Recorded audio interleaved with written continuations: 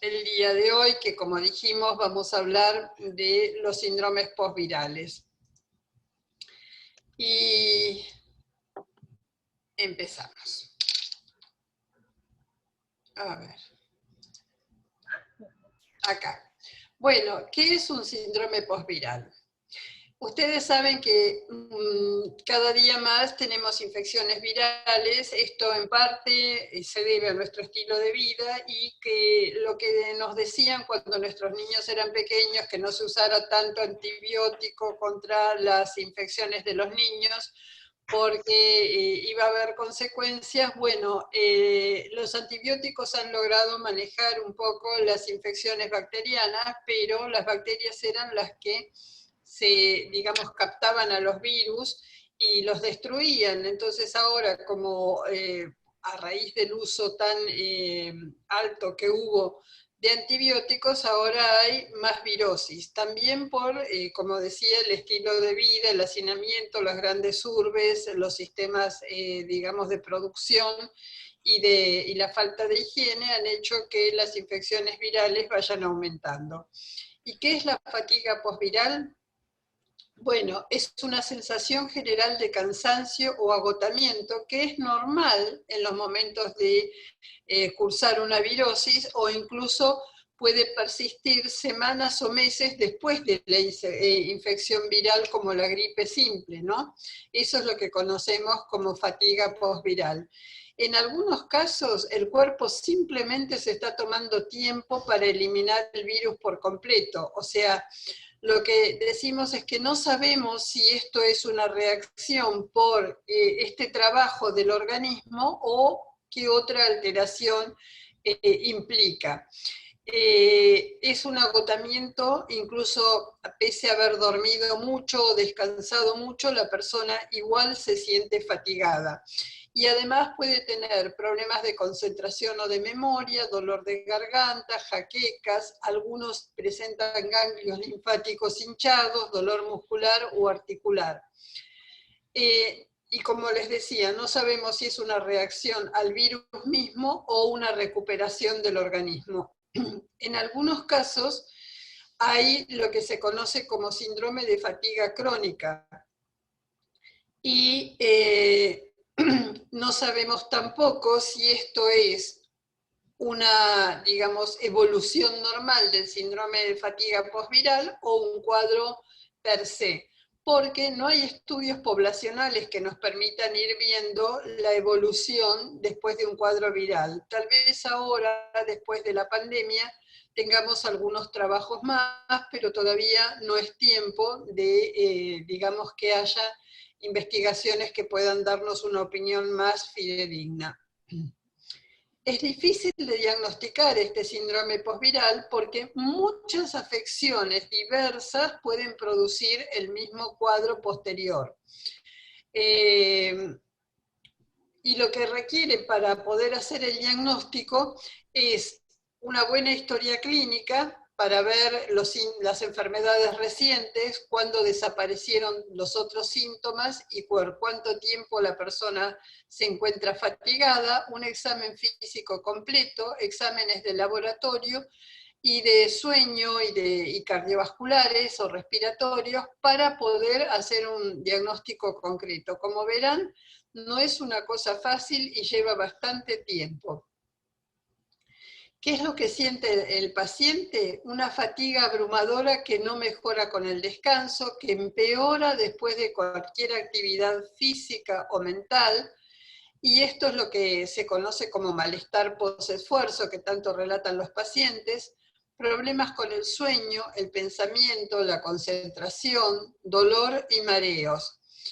Y lo que a los pacientes les cuesta más es que, como no parecen enfermos, no suelen reconocerle los demás su estado tan, digamos, agotador. Es más frecuente entre los 40 y los 60 años, pero se ve a cualquier edad. No hay pruebas de diagnóstico específicas para diagnosticarla, no hay cura. O sea, hasta ahora sabemos poco del síndrome postviral y por lo tanto poco de cómo, digamos, hacer el tratamiento, pero el tratamiento, digamos, es de tipo sintomatológico, o sea, tratamos los síntomas y vemos cómo el paciente puede aprender a manejarlos.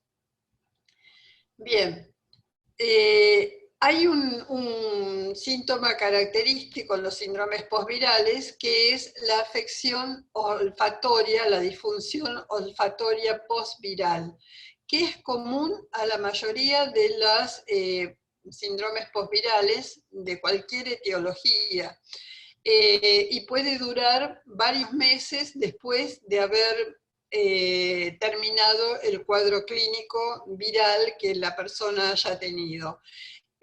Lo que se sabe hasta ahora que esta afección del olfato y el gusto no es distinta en el COVID que lo que es en las otras afecciones virales.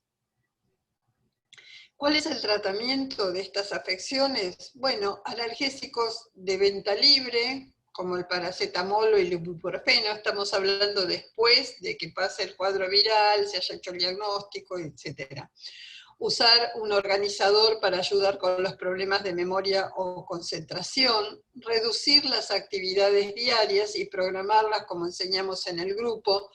Cada 3 horas máximo el paciente tiene que descansar, esto se llama descanso programado, 15 o 20 minutos, y alternar los periodos de actividad, digamos, con actividad física, con otros 3 horas de periodo de actividad tranquilo, sentado, que puede ser, digamos, trabajo intelectual o trabajo manual.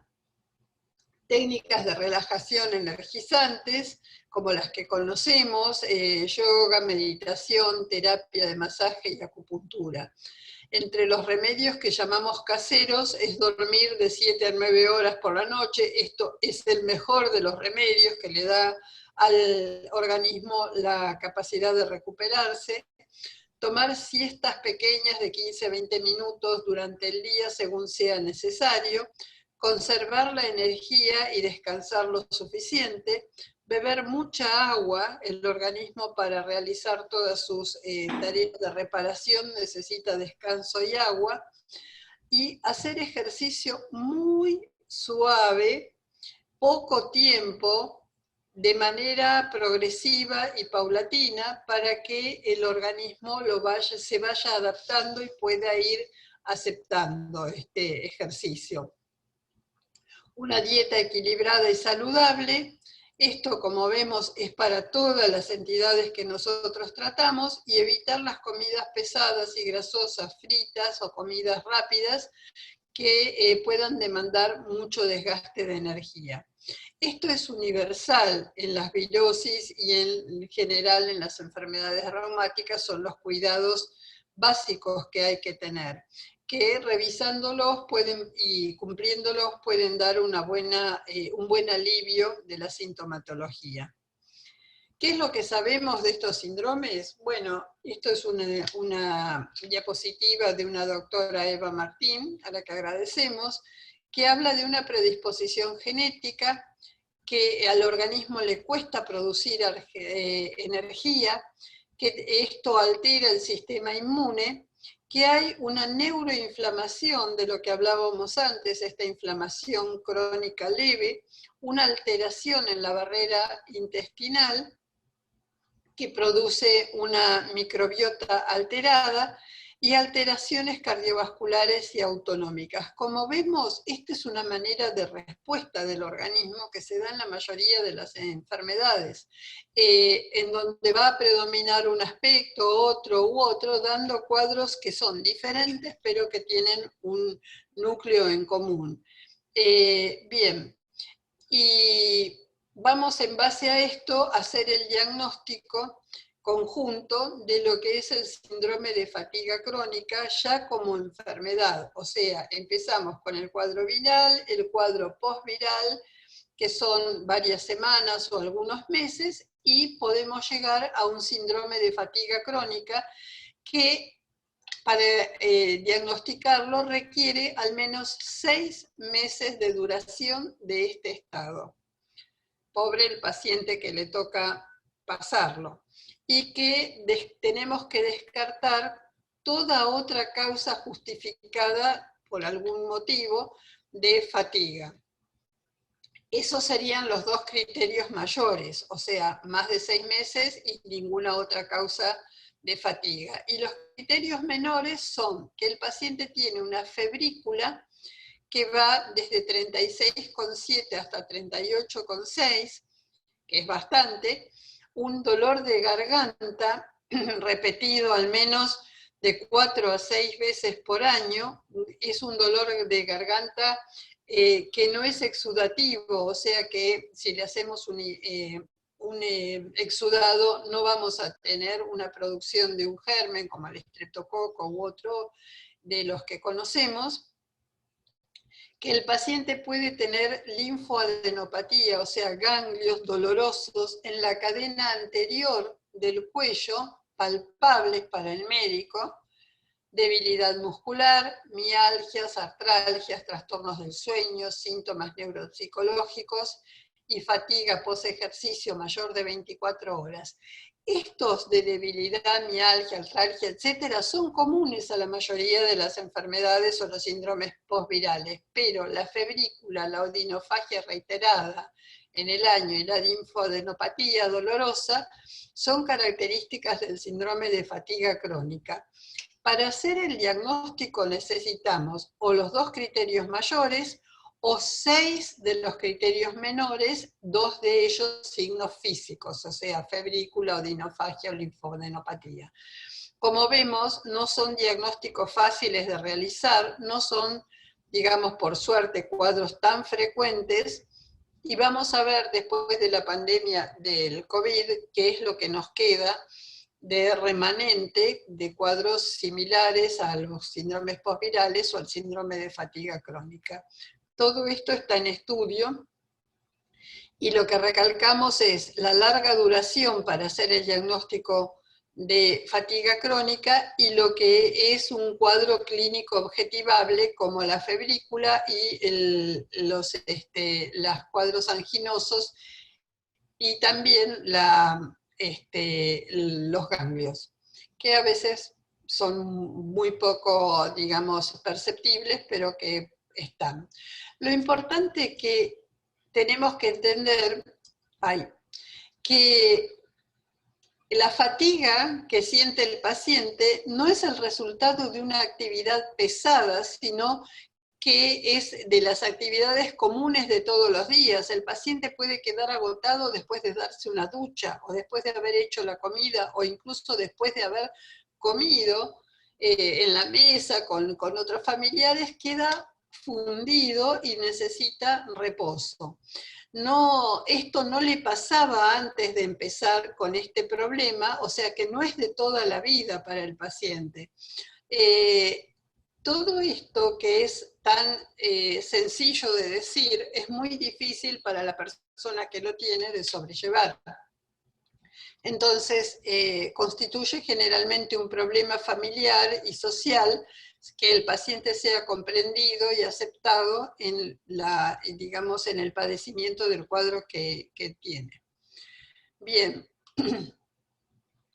Lo que sabemos es que las personas con el síndrome de fatiga crónica o encefalomielitis miálgica no pueden funcionar igual a lo que, o sea, cómo funcionaban antes de enfermarse. Que se les hace difícil mantener el trabajo, los estudios, la vida social y familiar. Que este cuadro puede durar años, mejorar o llevar a una discapacidad grave. Son las 3 formas de evolución que siempre tenemos, o se mantienen iguales, o mejoran, o, digamos, van a una disfuncionalidad. Que la cuarta parte de los pacientes con este cuadro puede estar confinado en cama por largos periodos. Que no se ha comprobado en estos pacientes que haya un daño tisular, que sea objetivable, y que el cortisol que medimos como reactor a las situaciones de estrés puede estar en valores inferiores, pero dentro de la normalidad. O sea, que está dentro del rango normal, pero lo que no pueden los pacientes es responder a ningún esfuerzo o a ningún desafío. Bien, cuanto más severo ha sido la infección que el paciente ha tenido previa, más probable es que tenga síntomas de encefalomielitis miálgica. ¿Y cuáles son los virus que más frecuentemente producen esta consecuencia? El Epstein-Barr, la Coxiella burnetii, el herpes virus humano número 6, el entirovirus, como el de la rubiola, Candida albicans, Bornavirus, Mycoplasma, VIH y otros virosis.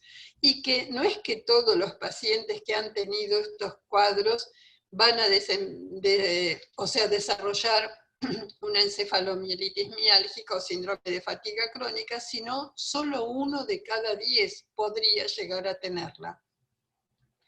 Todos estos datos son, tienen poco respaldo de investigación porque es muy raro y porque no hay estudios poblacionales. Perdón. Solo países como los países nórdicos o Inglaterra, que llevan historias clínicas de toda la vida de los pacientes, pueden llegar a brindarnos unos datos más fidedignos. Sin embargo, podemos tener síndromes de fatigas crónicas sin que se pueda demostrar la existencia previa de ninguna de estas virosis, y que no todos los pacientes, esto es lo importante, que han tenido estas virosis van a tener un síndrome de fatiga crónica. ¿Qué es lo que les pasa a estos pacientes? Es que tienen una producción crónica de citoquinas elevada, que son aquellos que habíamos mencionado la vez anterior como inflamación crónica leve, y que estas citoquinas van a producir una alteración en el sistema inmune, en la forma de responder, porque ellas son las que regulan este sistema inmunológico y el comportamiento de las otras células del sistema inmune. Y producen cambios en la capacidad del cuerpo para responder al estrés. Cuanto menos son o más pobre es la función de los linfocitos natural killer en los pacientes con síndrome de fatiga crónica, peor es la gravedad de la enfermedad. O sea, esto es lo que vemos, pero esta no es una relación causa-efecto o específica del síndrome de fatiga crónica, así que es una observación que tenemos en cuenta para nuevas investigaciones, pero hay que seguir. Como vemos, los médicos y la ciencia están en un terreno cenagoso, pantanoso, difícil, que se está desarrollando, que hay investigación, pero que aún no es suficiente, y que nos produce grandes problemas, no solo para el tratamiento, sino para explicar al paciente lo poco que contamos para ayudarlo en estos casos. El paciente además tiene problemas para pensar rápidamente, para recordar las cosas y prestar atención a los detalles. A menudo dicen que como en la fibromialgia tienen una niebla cerebral, y esto los afecta mucho en el desempeño cotidiano. Además pueden tener lo que se llama intolerancia ortostática, o sea, empeoran los síntomas cuando están de pie o mucho tiempo de pie, o sentados en posición vertical durante largo tiempo. Esto es, algunos pacientes pueden llegar a tener mareos, debilidad o hasta desmayo, visión como manchas borrosas o alteraciones en el campo visual que son pasajeras y que reponen cuando el paciente vuelve a acostarse.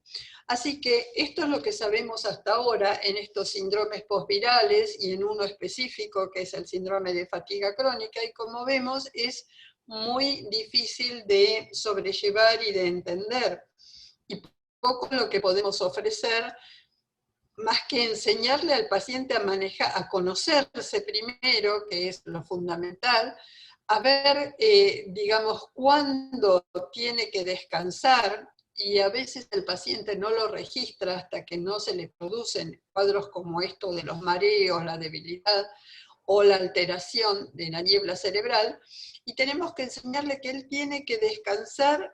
Cada uno sabrá, el máximo es cada 3 horas, pero algunos pacientes empiezan a tener síntomas a las 2 horas, bueno, pues tendrá que descansar 15 minutos antes de lo que regularmente se le presentan los síntomas, hasta que pueda, digamos, tolerar mejor las pocas actividades que puede realizar e ir incrementándolas y incrementando su estado de resistencia física, pudiendo realizar pequeños ejercicios suaves, pero ir en aumento con el tiempo, pero con mucha, mucha paciencia para que el cuerpo pueda ir reeducándose. Es como volver a resetear el organismo. Entonces, esto es lo que tenemos hasta el momento y lo que, digamos, podemos ofrecer de conocimientos a los pacientes y de manejo, que como vemos no es fácil ni para el paciente ni para el médico poder realizar esta atención. Hay que tener mucha paciencia y una buena relación que permita al paciente recordar cómo tiene que manejarse, a ver un segundito, para poder llevar una vida más o menos aceptable e ir mejorando. Cuanto lo que nosotros venimos hablando desde el comienzo de las charlas es que el dolor crónico produce fatiga, produce alteraciones de ansiedad, y vamos a ver la próxima de depresión, que la fatiga en sí es un síntoma de muchos estados físicos. Simplemente empezamos con la deshidratación, con el no comer las 4 comidas, y esto, digamos, va a ir progresando si es que el estado físico de la persona no es bueno, como para poder tener algunas otras entidades clínicas y específicas, como las enfermedades reumáticas u otro tipo de enfermedades, y que la fatiga en sí puede ser un síntoma propio del organismo como respuesta desadaptativa a una exigencia máxima que hemos tenido en algún momento. Y que todo esto nos importa porque la única manera de desentrañar el nudo de la madeja que tenemos con digamos, la afectación física es ir viendo que esté bien hidratado, que esté bien alimentado, que no se ponga ansioso el paciente con los síntomas, que sepa que la ansiedad va a producir más fatiga porque se agota, el organismo tiene poca resistencia y ese mismo cuadro de ansiedad va a agotar los recursos del organismo, y que si nos sentimos, digamos que, bueno, nos abandonamos entre la lucha de tratar de mejorar día a día, podemos también llegar a presentar cuadros depresivos, que son normales, y de lo que nos va a hablar la licenciada Valeria Maimone la próxima charla, porque somos humanos, digamos, llevar adelante un tratamiento de estas entidades es pesado, es difícil, es desalentador, y bueno, es muy probable que el desánimo que nos cause nos produzca una depresión, y que es normal, pero que tenemos que afrontarlo como parte del tratamiento. Entonces, hemos ido siguiendo los distintos, digamos, estratos en que se puede presentar la depresión, la síndrome de fatiga y de fatiga crónica, y tratado de que el paciente comprenda y conozca sobre lo que le pasa para que lo pueda manejar. Entonces, el doctor Diego Marino, que es el que sostiene todo este trabajo que realizamos y el que, digamos, nos permite esta reunión de Zoom, y yo les agradecemos y los invitamos a que la semana que viene escuchemos a la licenciada Maimone, que nos va a hablar de cómo puede también presentarse una depresión entre nosotros. Les agradezco, les pediría que si quieren escribir preguntas lo hagan en el chat y con todo gusto los vamos a contestar. Y ahora le vamos a dejar el espacio a Sonia. Ah, no, hoy le toca a Norberto para seguir con las clases de la parte de Tai Chi. Buenos días a todos y estamos en contacto. Gracias, doctora. Buen día.